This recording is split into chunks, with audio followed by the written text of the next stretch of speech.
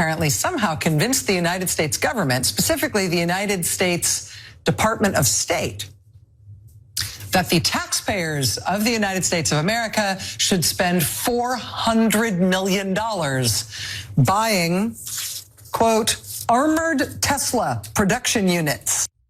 Since I think the only supposedly armored production vehicles Tesla makes are these hilarious trucks, this really appears to be the State Department announcing, putting in writing that it's going to spend $400 million buying these paperweights from Elon Musk. This is a line item in the latest procurement forecast for the U.S. Department of State. And isn't it great what they're doing? Isn't it great and definitely not at all illegal or profoundly corrupt for the president to put someone with billions of dollars in government contracts personally in charge of deciding what happens to government contracts? I mean, hopefully the State Department isn't planning on parking its $400 million worth of armored Tesla production units like under a walnut tree or like out in the rain.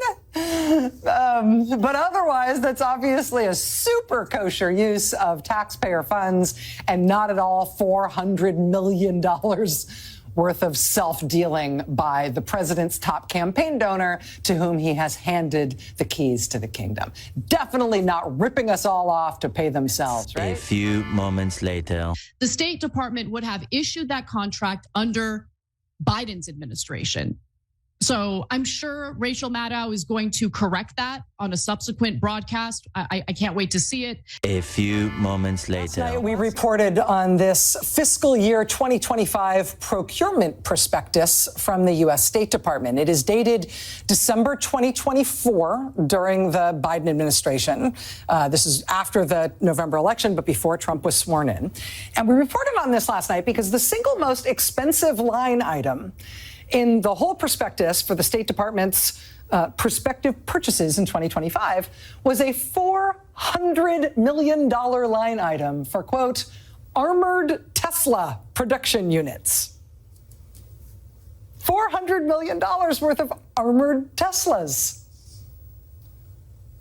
Tell me more, edgelord of government efficiency. Last night, as we and numerous other news organizations reported on Elon Musk's company Tesla being in line for what appeared to be a gigantic payout from the U.S. State Department, during our show, in fact, that line item was changed on the State Department website so that it no longer says Tesla. And they took away the part that says Tesla. They changed it so it now says armored electric vehicles.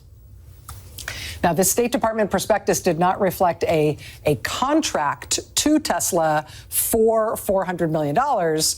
Rather, this was a prospectus showing that the government, the State Department, was interested in making this kind of a purchase for that kind of a price tag. And that, of course, would be a huge deal for Tesla. That would be a really big deal if the State Department went ahead with that plan. It's like an important thing to know about what Tesla had been expecting they might be in line for from the government in fiscal year 2025, particularly while the CEO of Tesla is at this very moment moonlighting at a weird quasi-governmental job in which he is cutting huge swaths of spending. Tesla contract is actually now on hold. Dropsite News then updated their reporting accordingly, and they also reported that the new information about how the contract came to be, they say that the acquisition plan was set in motion by the Biden administration last year as part of a move to convert the Bureau of Diplomatic Security's fleet of roughly 3,000 armored vehicles into zero-emission electric vehicles by 2023.